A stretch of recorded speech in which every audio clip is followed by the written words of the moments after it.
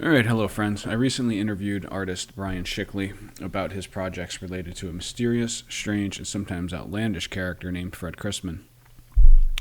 As such, I felt it was my responsibility to clarify my thoughts about Crisman, as well as to provide a brief introduction to those who have never heard of the man. So, for those who are unaware, Fred Crisman is a controversial character among that circle of people, which is generally a small circle, who care about such fringe topics. Specifically, two historical events have kept Crisman alive in the historical record, even up to today of 2021. So the first of those events was the assassination of John F. Kennedy. Fred Crisman emerged as a character in that story because he has been identified as one of the three tramps that were arrested near the assassination scene. Those tramps were quickly released and never heard from again.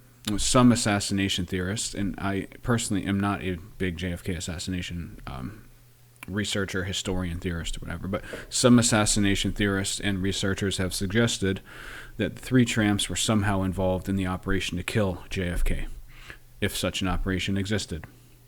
The second event that has kept Crisman's identity alive in history and in popular consciousness is the Maury Island UFO incident of 1947.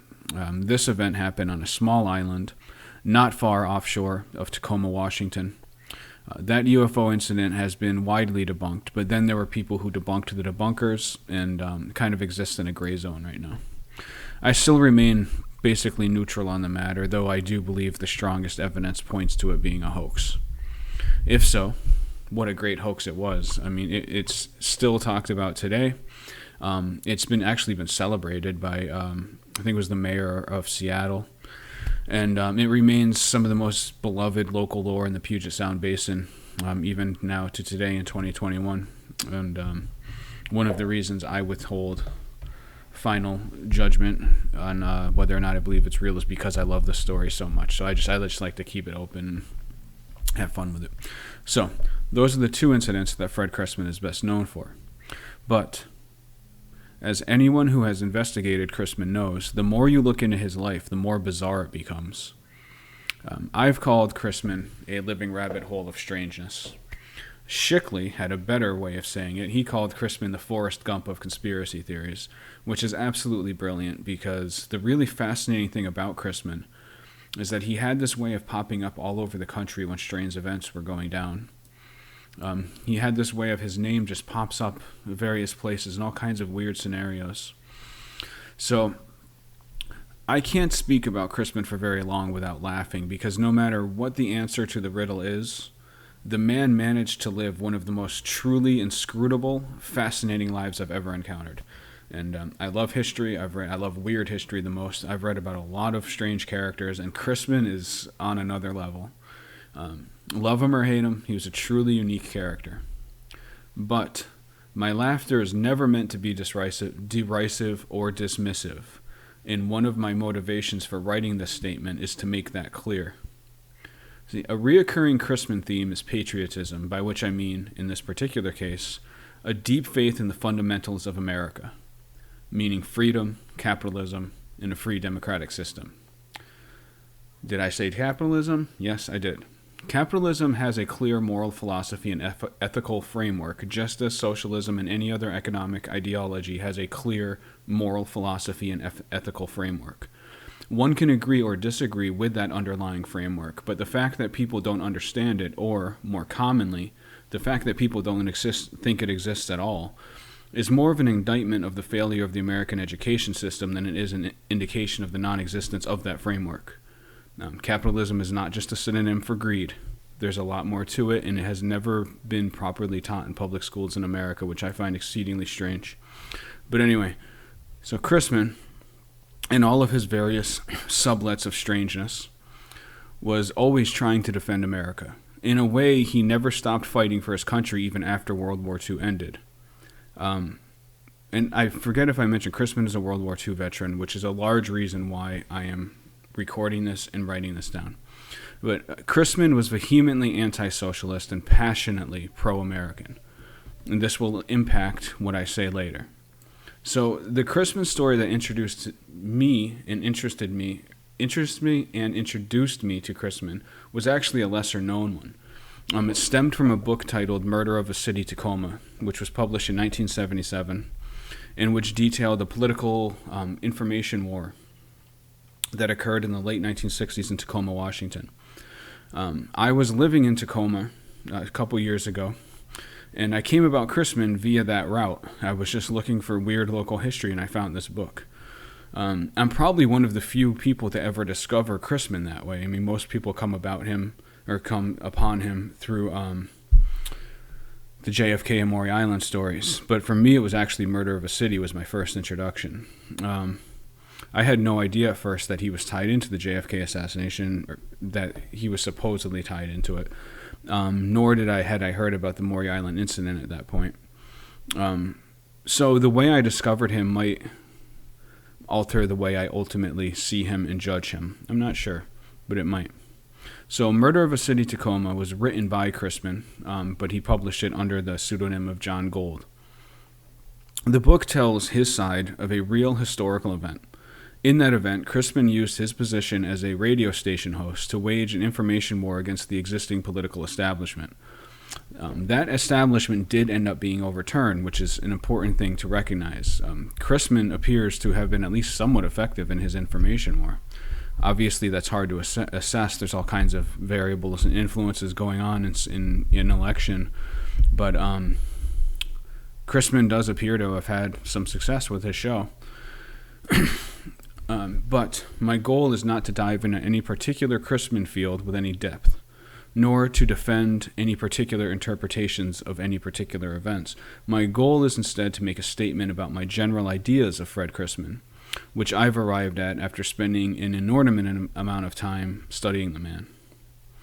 So, as far as I can tell, there are 4 primary frames through which to view Fred Crisman. There is evidence to support each of these conclusions, but I will not be going into any of that evidence, as doing so is outside the scope of this video and would take a very long time. The 4 most likely frames, as I see them, are 1. Crisman was just a con man, slightly shady at best, truly nefarious at worst. 2. Crisman was a joker, possibly with some emotional issues from World War II. He just liked having fun and playing tricks on people. Frame 3. Crisman was some kind of intelligence operative engaged in disseminating disinformation and misinformation. Options here would include his being an active member of some OSS-affiliated body, a corporate spy, or someone who had informal intelligence connections from his time in World War II and who operated with some kind of network on an informal and unofficial basis. Frame number 4. Crisman was a full-blown alien experiencer, a man dialed into a parallel reality existing beside our reality, and he's just a victim of the fact that his life actually was that crazy. Okay, and so there's no way for me to know which of these possibilities is the correct one, but my way of looking at Crisman ultimately and my feelings of how Crisman is treated by researchers remain the same no matter which of these interpretive frames is correct. So Crisman was a World War II veteran. As such, I believe he deserves respect and dignity, as well as the benefit of the doubt, unless and until contrary evidence arises that is so overwhelming that the man can no longer be reasonably defended. In the absence of such clear evidence, I choose to treat Fred Crisman and his legacy with respect, even where I can't help but laugh at the madness of it all. I also feel a certain level of kinship with Crisman. I'm a veteran, and I know how difficult it can be to adjust back to regular day-by-day society after returning from war. Additionally, I think that Crisman's legacy has not been fairly updated to meet the new evidence we now have regarding the real situation in which he was living. What I am talking about is the evidence we now have that there was a real and legitimate Soviet communist intelligence campaign being waged in the United States as part of the Cold War. Much of Crisman's activities and statements have been written off as the rantings of a fanatic, which could be true. But to look at these claims in a fair and balanced way, we need to at least acknowledge the new research that has emerged since then to indicate that Crisman was not necessarily paranoid or fanatic. Books like the Venona Project, for instance, have provided solid evidence on the cultural Cold War is another book, several books. Actually, anybody watching this, you want some suggestions for books, tell me, I'll put them in the comment box. There is plenty of evidence that there really was this intelligence war going on during the Cold War. And it was not just a matter of spying. Like, even back then, people assumed that it was all about spies, but it wasn't. It was really a battle of social engineering, misinformation, and disinformation. And when people discuss Crisman, I don't think they fairly take that into account. Maybe he simply was tapped into, maybe he was simply witnessing things that most people didn't realize were happening. There's no way to know that, right? But it is a possibility. And as we look at the guy, I think it's only fair to take in the latest historical scholarship and look at him in that light, right? I think he and many of the people from that era are treated unfairly when people discount the modern scholarship that has turned up. But, okay, so there has been a disinformation and misinformation war happening just below the surface of daily life for a very, very long time. And we are only now just starting to see it emerge, like Leviathan from the sea, as we live in this wild modern world where narratives reign over facts.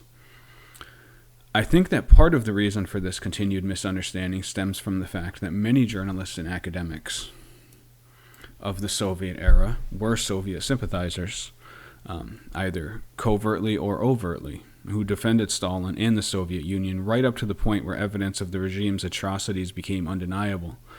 And some continued to support the Soviets even after that. That is also the reason that today, or there's also the reason I believe that today, if someone flies a Nazi flag, they will rightfully and immediately be ostracized from polite society. But people can fly a hammer and a sickle all the time, despite the fact that the Soviets committed atrocities every bit as horrible as the Nazis did.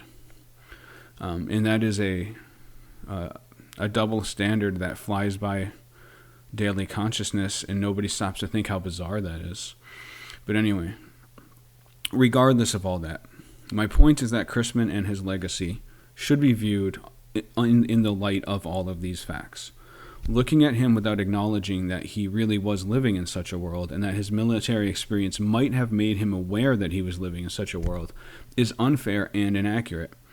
Whatever assessment is made of Crisman, the general vision of the world in which he was in should at least be looked at accurately. So, that concludes my personal statement on how I look at Fred Crisman and how I choose to assess him and his legacy. He's an utterly fascinating person with an utterly bizarre story, and I can't help but laugh when I think about the man, just as I laughed at Shickley's idea for Crisman, the comic books that he's making, which are just brilliant in my opinion. I can't wait for Shickley's Crisman comic book series to come to light, just as I can't wait to share my interview, the interview that I did with Shickley regarding Crisman. But in the meantime, I wanted to make this brief statement about how I view the man. If I ever see evidence to convince me that he was up to something evil or even just harmful, I'll heed it. Until then, I'll continue to treat the memory of Fred Crisman with respect, even if I can't stop laughing when I talk about the guy. That's my statement on Crisman. Thank you very much.